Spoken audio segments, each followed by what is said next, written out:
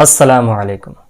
आज मैं आप लोगों को एक ऐसी वीडियो दिखाने जा रहा हूँ जिस वीडियो में एक बाबा ये कह रहा है कि इस्लाम को इस दुनिया से ख़त्म कर देंगे, और ये कह रहा है कि इस दुनिया से नामो निशान इस्लाम का ख़त्म कर देंगे। लेकिन उस इंसान को ये नहीं पता है कि उसकी नस्लें मिट जाएंगी लेकिन इस्लाम को एक खराश तक नहीं आएगी। इस्लाम का एक बाल भी नहीं उखाड़ पाएगा वो इंसान, इस्लाम का एक लफ्ज़ भी नहीं उखाड़ पाएगा। उस इंसान को ये भी नहीं पता है कि इस्लाम कैसा मज़हब है, इस्लाम क्या है। जब ये इंसान इस चीज़ को जान लेगा तो उसे तब पता चलेगा इस्लाम वाकई में हकीकत में इस्लाम है क्या, इस्लाम किसे कहते हैं, तब उस इंसान को मालूम चलेगा। और वो ये भी कह रहा है कि मोहम्मद सल्लल्लाहु ताला अलैहि वसल्लम का नाम लेने वाला, यानी हमारे आका सल्लल्लाहु ताला अलैहि वसल्लम का नाम लेने वाला इंसान इस दुनिया से ख़त्म कर देंगे। यानी कि मोहम्मद का नाम लेने वाला इस दुनिया में कोई नहीं रहेगा। लेकिन उस बदबख्त को ये भी नहीं पता है कि मेरे आका के चाहने वाले इस पूरी दुनिया के हर कस्बे में, इस पूरी दुनिया के हर कोने में, हर जिले में, हर गली में, हर कस्बे में मौजूद है। इस बदबख्त को ये नहीं पता है कि मेरे आका के चाहने वाले हर कोने कोने में मिल जाएंगे। वो मेरे आका के चाहने वाले को मिटाएगा। उसे ये भी नहीं पता है कि मेरे आका के चाहने वाले कितनी मोहब्बत अपने आका से करते हैं। अपने नबी के नाम पे वो अपनी जान को कुर्बान करने को तैयार है, और ये कहता है कि मोहम्मद का नाम लेने वाले को इस दुनिया से ख़त्म कर देंगे। आप देखिए इस वीडियो को। इस वीडियो को दिखाने से पहले मैं इतना बता दूं कि कितने आए इस्लाम को ख़त्म करने वाले, वो खुद ख़त्म हो गए मगर इस्लाम का एक बाल बीका भी कुछ नहीं कर पाए। इस्लाम को एक खराश तक नहीं आई, इस्लाम को कुछ नहीं कर पाए, बल्कि खुद ख़त्म हो गए मगर इस्लाम को कुछ नहीं कर पाया कोई भी। और ये आया है इस्लाम को ख़त्म करने वाले। देखिए इस वीडियो को। ये वीडियो आप देखें। आप सभी को विश्वास दिलाता हूँ, इस कैंसर को धरती से खत्म करेंगे। और इस्लाम को कैंसर बोल रहा है। इस्लाम नहीं रहेगा, केवल सनातन रहेगा, ना मोहम्मद रहेगा और ना कोई मोहम्मद का नाम लेने वाला रहेगा। इसमें बाबा जी कह रहे हैं इस धरती से इस्लाम को खत्म करेंगे, ना इस्लाम होगा, ना मोहम्मद रहेंगे और ना ही कोई मोहम्मद का नाम लेने वाला रहेगा। अब मैं इसके रियल फैक्ट पे आऊं उससे पहले आपको एक रियल इंसिडेंट बताता हूं। ये जो इमेज आप देख रहे हो, इसमें दिख रही महिला एक अमेरिकन है और ये एक एक्सपेरिमेंट करती है। इसने एक के बाद एक 26 चर्च में कॉल किया और कहा मेरा एक बेटा है जो सिर्फ 2 महीने का है, वो कल से कुछ खाया नहीं है, बहुत भूखा है, क्या आप मुझे फॉर्मूला मिल्क दे सकते हैं। बैकग्राउंड में एक रोते हुए बच्चे की आवाज भी लगा दी। आपको जान के हैरानी होगी कि 26 चर्च में कॉल करने के बाद उनमें से 23 ने साफ मना कर दिया। अब औरत अपनी अगली कॉल चर्च के बजाय इस्लामिक सेंटर यानी मस्जिद में करती है। कॉल रिसीव होती है, औरत अपनी वही बात दोहराती है, मेरा 2 महीने का बच्चा है, कल से भूखा है, क्या आप मुझे फॉर्मूला मिल्क दे सकते हैं। सामने से 2 सवाल किया जाता है, आप कहां से हैं और आपको कौन सा दूध चाहिए। ये इस्लाम है, ये प्रॉफेट मोहम्मद का पैगाम है। अगर कोई कहे वो इस्लाम को मिटा देगा, कोई मोहम्मद का नाम लेने वाला नहीं रहेगा, तो आपको क्या लगता है इस्लाम की इतनी खूबसूरत टीचिंग के रहते हुए क्या कभी इस्लाम को मिटाया जा सकता है? सिंपल सा जवाब है कभी नहीं, हरगिज नहीं। खैर ये रियल इंसिडेंट हुआ, लेकिन अब आइए आपको कुछ फैक्ट भी बताते हैं। इस्लाम क्रिश्चियनिटी के बाद दुनिया का दूसरा सबसे बड़ा रिलीजन है। दुनिया के करीब 50 से ज्यादा देश मुस्लिम मेजोरिटी वाले हैं, जहां मुस्लिम पॉपुलेशन 50% से ज्यादा है। और दुनिया की 75% मुस्लिम पॉपुलेशन इन्हीं देशों में रहती है, जिसमें Indonesia, Saudi, Turkey, Pakistan, Afghanistan जैसे देश आते हैं। इसके अलावा बाकी 25% पॉपुलेशन दुनिया की बाकी देशों में फैली हुई है, जैसे चाइना, इंडिया, जहां 20 करोड़ से ज्यादा मुसलमान रहते हैं। इसके अलावा अमेरिका, यूरोप जैसी जगहों पर अच्छी खासी मुस्लिम पॉपुलेशन मौजूद है। अब अगर मान भी लें कि मुसलमानों को लेकर होलोकॉस्ट की शुरुआत होती है, देश की गवर्नमेंट मुस्लिम जेनोसाइड का सपोर्ट करती है और ऑर्डर कर देती है, तो भी उन्हीं मुस्लिम को मारा जा सकता है जो कमजोर हैं, माइनॉरिटी है। बाकी उस 75% पॉपुलेशन को कभी भी खत्म नहीं किया जा सकता। यानी इस्लाम भी रहेगा, इस्लाम के मानने वाले भी रहेंगे और प्रॉफेट मोहम्मद का नाम लेने वाले भी रहेंगे। कुछ और नंबर आपको बताऊं तो इस टाइम पूरी दुनिया में करीब 2 बिलियन से ज्यादा मुसलमान हैं। वर्ल्ड पॉपुलेशन का 25% हिस्सा अकेले मुसलमानों का है। फिर रिसर्च बताती है कि नंबर साल 2030 तक बढ़कर 2.2 बिलियन होगा और 2050 तक यही नंबर 2.8 बिलियन पर पहुंच जाएगा। और दुनिया में 30% पॉपुलेशन के साथ इस्लाम दुनिया का दूसरा सबसे बड़ा रिलीजन होगा। रिसर्च ये भी बताती है कि इस्लाम ही है जो दुनिया में सबसे तेजी से फैल रहा। क्यों फैल रहा, इन दोनों वीडियो में आपको बताया है। अगर आपने नहीं देखा तो आप जरूर देखिएगा। अब आप खुद गौर करें, इतने बड़े पैमाने पर किसी धर्म को मिटाना क्या पॉसिबल है? अगर नाजी जर्मनी या सोवियत यूनियन जैसी कोशिश भी करी जाए तो भी पॉसिबल नहीं है। हिस्टोरिकली भी आपको बता ही देते हैं, क्योंकि ये पहले नहीं है जिन्होंने इस्लाम को मिटाने का ख्वाब देखा है, बल्कि इससे पहले इनसे बहुत बड़ी बड़ी ताकतें ये ख्वाब देख चुकी हैं और उनके ख्वाब को चकनाचूर किया जा चुका है। 13वीं सेंचुरी में मंगोल एक ताकतवर दहशतगर्द और बर्बर फौज हुआ करती थी। चंगेज खान इस फौज का बादशाह हुआ करता था और यह फौज जिस इलाके की तरफ निकलती उसे लूट पार कर कत्ले आम करके उसे जला देती। इनका खौफ दिन ब दिन बढ़ता ही जा रहा था। साल 1258 में चंगेज खान का पोता यानी उनका grandson Hulagu Khan Abbasid caliphate की राजधानी बगदाद पर अटैक करके उसे पूरी तरह से तबाह कर देता है। करीब 8 लाख मुसलमान इस तबाही में मारे जाते हैं। अब्बासिद कैलिफेट के 37वें और आखिरी खलीफा अल मुस्तासिम को घोड़े से कुचलकर मार दिया जाता है। और सबसे बड़ा नुकसान, मुसलमानों की सबसे बड़ी लाइब्रेरी, इस्लाम का सबसे बड़ा एजुकेशन सेंटर बैतुल हिकमत को जला दिया जाता है। उसकी लाखों किताबें नदी में फेंक दी जाती है, जिसकी शाही से नदी का पानी नीला हो जाता है। यहाँ मंगोल का मकसद था इस्लाम को पूरी तरह से खत्म करना। मंगोल ने सोचा था अब इस्लाम पूरी तरह से खत्म हो जाएगा, लेकिन हुआ इसके जस्ट उल्टा। सिर्फ 2 साल बाद 1260 में खुद मंगोल के एक रूलर बरके खान इस्लाम कबूल करके मुसलमान बन जाते हैं। मतलब जो मंगोल इस्लाम और मुसलमानों को खत्म करने आए थे वो खुद मुसलमान हो गए। और फिर 1295 में मंगोल हलाकू खान के वंश से एक और रूलर गजन खान भी इस्लाम कबूल कर लेते हैं और पूरे मंगोल एम्पायर में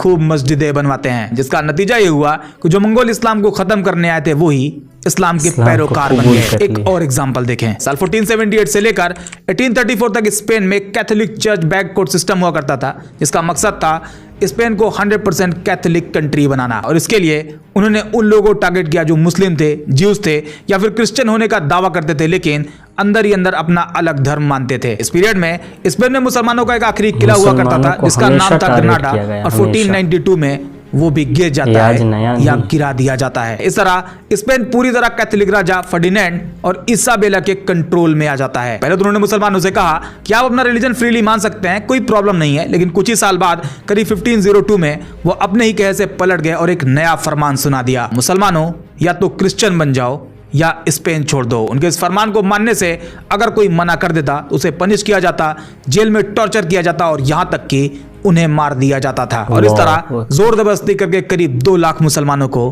क्रिश्चियन बना दिया गया। जिन लोगों पर शक होता कि ये चुपके चुपके इस्लाम फॉलो कर रहा है तो बाकायदा उन्हें कोर्ट में लाया जाता, उनके खिलाफ ट्रायल होते और कई लोगों को तो जिंदा जला दिया जाता। अरबिक लैंग्वेज, इस्लामिक बुक्स और इस्लामिक कल्चर सब कुछ बैन कर दिया गया। बाकी जिन लोगों ने फोर्सफुली क्रिश्चियन धर्म अपनाया था उन्हें मोरिस्कोस कहा गया, यानी मुस्लिम ओरिजिन के फोर्स्ड क्रिश्चियन। ये सब करने के बाद भी उन्हें लगा ये काफी नहीं और फाइनली 1609 टू 1614 के बीच स्पेन में फिलिप III वहां के राजा होते हैं और ये मोरिस्कोस यानी मुस्लिम ओरिजिन के फोर्स्ड क्रिश्चियन को स्पेन से बाहर निकाल देते हैं। करीब 2.5 से 3 लाख मोरिस्कोस को शिप में बैठाकर नॉर्थ अफ्रीका में डिपोर्ट कर दिया गया। हालांकि स्पेन में अभी भी बहुत से मुस्लिम होते हैं जो चुपके इस्लाम को मानते हैं, नमाज पढ़ते हैं और रोजा रहते हैं। अब सवाल ये क्या ये सब करने से स्पेन में इस्लाम खत्म हो गया? तो जवाब है बिल्कुल नहीं, बल्कि जिन लोगों को डिपोर्ट किया गया वो नॉर्थ अफ्रीका में पहुंचकर वहां पर इस्लाम का परचम लहरा देते हैं। ये वो पीरियड था जब मिडिल ईस्ट, यूरोप और अफ्रीका के कुछ हिस्सों पर एक मुस्लिम खिलाफत ओटोमन एम्पायर का राज हुआ करता था। और ओटोमन एम्पायर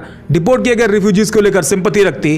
खुद डिपोर्ट किए गए लोगों में कुछ लोगों ने ओटोमन नेवी ज्वाइन करी और स्पेन के शिप्स को टारगेट करना भी शुरू कर दिया। अब अगर आज की बात करें तो इस टाइम स्पेन में करीब 25 लाख मुस्लिम रहते हैं, जो स्पेन की टोटल पॉपुलेशन के 5 से 6% है। स्पेन में 1000 ज्यादा मस्जिदें हैं और दिन ब दिन मुस्लिम पॉपुलेशन और इस्लामिक इन्फ्लुएंस स्पेन में तेजी से बढ़ रहा है। और इस तरह स्पेन का 100% कैथोलिक बनने का सपना कभी पूरा ही नहीं हो पाया। कुछ और एग्जांपल देखें। मुस्लिम रूलर के खिलाफ वॉर की एक पूरी सीरीज चली जिसे क्रूसेड्स कहा गया। करीब 200 साल तक 1095 से लेकर 1291 तक, जिसमें मुसलमानों को खत्म करने की भरपूर कोशिश करी गई। लेकिन इसी सीरीज में 1187 में सलाहुद्दीन अय्यूबी ने मस्जिद अक्सा फतह कर ली और 1291 में क्रूसेड्स का आखिरी किला भी ढा दिया गया। सोवियत एरा में भी करीब 70 साल तक मुसलमानों को टारगेट किया गया, मस्जिदें बंद करी गई। साल 1917 में 25 से ज्यादा मस्जिदें हुआ करती थी, जो 1991 आते आते सिर्फ 500 बचती हैं। मौलवी को या तो जेल में डाल दिया गया या फिर उन्हें मार दिया गया।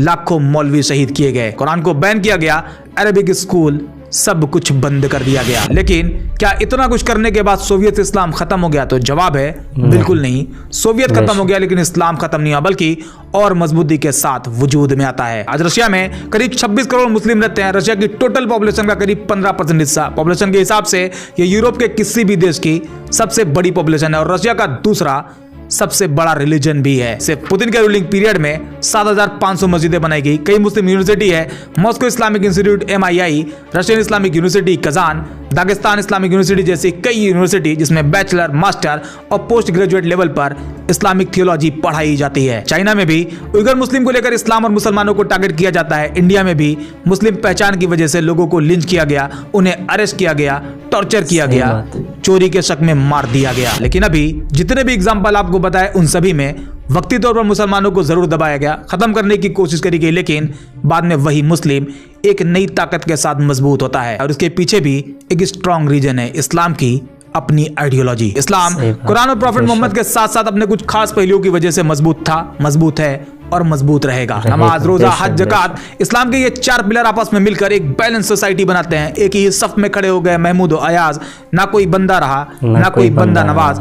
इस्लाम का ये एक पॉइंट सोशल इनइक्वालिटी को लगभग खत्म कर देता है और इस्लाम के मजबूत होने की ये एक बड़ी खासियत है। अब हम एक स्टेप और आगे बढ़ते हैं। अभी तक हम हिस्ट्री में हुए इवेंट को देख रहे थे जिसमें इस्लाम को मिटाने की कई बार कोशिश करी गई, लेकिन उसे मिटाया नहीं जा सका। तब ताकत का दौर हुआ करता था, आइडियोलॉजी का दौर हुआ करता था, लेकिन आज कानून का दौर चल रहा। कोई भी हो कानून के दायरे में है, गवर्नमेंट हो, ऑर्गेनाइजेशन हो या फिर इंडिविजुअल, सब के सब कानून के दायरे में है। तो क्यों ना कानून के दायरे में भी देख लिया जाए क्या कानून की मदद से इस्लाम को खत्म किया जा सकता है। तो सबसे पहले हम वर्ल्ड वाइड देखते हैं। यूनाइटेड नेशन का फाउंडिंग डॉक्यूमेंट है यूएन चार्टर 1945। इसके आर्टिकल 1 सेक्शन 3 और आर्टिकल 55 सेक्शन C में कहा गया है यूनाइटेड नेशन का एम है ह्यूमन राइट और फंडामेंटल फ्रीडम को प्रमोट करना बगैर किसी रेस, सेक्स, लैंग्वेज या रिलीजन के भेदभाव के। यानी यूएन की सभी मेंबर कंट्रीज, इंडिया, यूएसए जैसे सभी देश लीगली कमिट करते हैं वो अपने सिटीजन को रिलीजियस फ्रीडम देंगे। इसके अलावा एक और इंपॉर्टेंट डॉक्यूमेंट है universal declaration of human right UDHR 1948। इसके आर्टिकल 18 में रिलीजियस फ्रीडम की बात करी गई और बाकायदा हर एक इंसान को ये राइट दिया गया है वो किसी भी धर्म को मान सकता है, उसे बदल सकता है या कोई भी धर्म नहीं मानता। और अगर कोई स्टेट यानी गवर्नमेंट किसी कम्युनिटी को फोर्स करे रिलीजन चेंज करने के लिए या कोई सरकार किसी रिलीजन को मिटाने की कोशिश करे तो वो ह्यूमन राइट वायलेशन माना जाएगा। एक और डॉक्यूमेंट है international covenant on civil and political right ICCPR 1966। इसके आर्टिकल 18 में भी सेम राइट दिए गए हैं। इसके अलावा यूएन जेनोसाइड कन्वेंशन 1948 के मुताबिक अगर कोई सरकार या ग्रुप किसी रिलीजन, रेस या एथनिक ग्रुप को डिस्ट्रॉय करने की कोशिश करे तो वो जेनोसाइड की कैटेगरी में आएगा। यानी अगर कोई देश ऑफिशियली कहे कि वो इस रिलीजन को खत्म करना चाहती है या खत्म कर देगी तो वो इंटरनेशनल क्राइम माना जाएगा। ये तो इंटरनेशनल लेवल पर कानून है, लेकिन अब चलो मान लेते हैं कि एक टाइम यूएसए यूएन की बात नहीं मानता क्योंकि विश्व गुरु है भाई, तो क्या अमेरिका की मदद से मुसलमानों को खत्म किया जा सकता है, इस्लाम को मिटाया जा सकता है? तो जवाब है बिल्कुल नहीं। अमेरिकन कॉन्स्टिट्यूशन में रिलीजियस फ्रीडम को लेकर फर्स्ट अमेंडमेंट 1791 में कहा गया है Congress shall make no law respecting and establishment of religion और prohibiting the free exercise thereof. इसमें 2 चीजें हैं। First, no establishment of religion, सरकार किसी भी धर्म को ऑफिशियल धर्म नहीं बना सकती है। And second, free exercise of religion, हर व्यक्ति अपना धर्म फ्रीली प्रैक्टिस कर सकता है। मतलब ये चांस भी नहीं है कि सुपर पावर अमेरिका की मदद से इस्लाम को खत्म किया जाए, कोई ऑप्शन ही नहीं है भाई। अब जहां तक बात इन बाबा जी की है जो दुनिया से इस्लाम को खत्म करना चाहते हैं, ये चाहते हैं कि कोई प्रॉफिट मोहम्मद का नाम लेने वाला ना हो। इनकी ये ख्वाहिश बस ख्वाहिश बनकर रह जाएगी। अभी एनवायरमेंट ऐसा है जो ये कुछ भी कह रहे हैं और फ्रीली घूम रहे हैं। अगर वाकई इंडियन लॉ के हिसाब से एक्शन लिया जाए तो ऐसे लोग जेल से बाहर नहीं आ पाएंगे, क्योंकि इंडियन कॉन्स्टिट्यूशन में भी right to freedom of religion के प्रावधान मौजूद है, जिसमें article 25 section 1, article 26, article 27 and article 28 में रिलीजियस फ्रीडम की बात कही गई है। ये भी पॉसिबल नहीं है। ये बाबा जी दुनिया तो छोड़ो, इंडिया से भी इस्लाम नहीं मिटा सकते। ये बस पॉलिटिकल बेनिफिट के लिए माहौल बनाते हैं और ऐसा भी नहीं है, ये सब ये जानते नहीं है, इन्हें सब पता है। ये बस मुसलमान और इस्लाम के नाम पर एक ग्रुप को अपने फेवर में भीड़ बनाना चाहते हैं, बिल्कुल, इससे ज्यादा कुछ भी नहीं। ओवरऑल कंक्लूजन यही है कि इस्लाम को हरगिज मिटाया नहीं जा सकता, क्योंकि मुस्लिम पॉपुलेशन का नंबर बहुत बड़ा है। खुद हिस्ट्री ऐसा सोचने वालों का फेलियर दिखाती है। इस्लामिक आइडियोलॉजी सेल्फ प्रोटेक्टिव है एंड मोस्ट इंपॉर्टेंट आज की मॉडर्न सोसाइटी जहां प्रेशर, जुल्म, जबरदस्ती कुछ भी काम नहीं आती। खुद कुरान में अल्लाह ने वादा किया है, कुरान चैप्टर 9 वर्स 32 में आता है कि लोग चाहते हैं अल्लाह की रोशनी को अपनी फूकों से बुझा दें, मगर अल्लाह अपनी रोशनी को मुकम्मल किए बगैर मानने वाला नहीं है। इस्लाम को खत्म करने वाले बयान सिर्फ नफरत फैलाते हैं, लेकिन हकीकत यह है इस्लाम दिन ब दिन फल फूल रहा है। ऐसे में मशवरा ये है, नफरत छोड़ो और इंसानियत की बात करो। इतिहास सिखाता है जो धर्म मिटाने चले थे वो खुद ही मर गए। इस्लाम तब भी था, इस्लाम आज भी है और आगे भी रहेगा। आज के वीडियो में इतना ही। उम्मीद करते हैं ये वीडियो आपको पसंद आई होगी। अगर हाँ तो लाइक और शेयर जरूर करें, और अगर आपके लिए पॉसिबल हो तो हमें ज्वाइन भी करें। बाकी मिलते हैं नेक्स्ट वीडियो में एक और इंटरेस्टिंग टॉपिक के साथ।